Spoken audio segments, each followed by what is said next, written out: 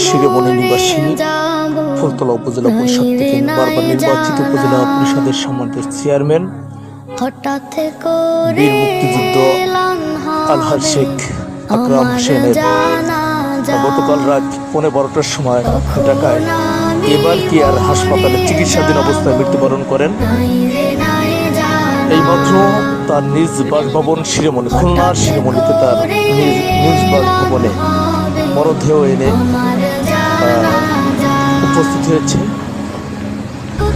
আমরা এখন সেই আলহাজ শেখ আকরাম হোসেনের বাসায় অবস্থান করব।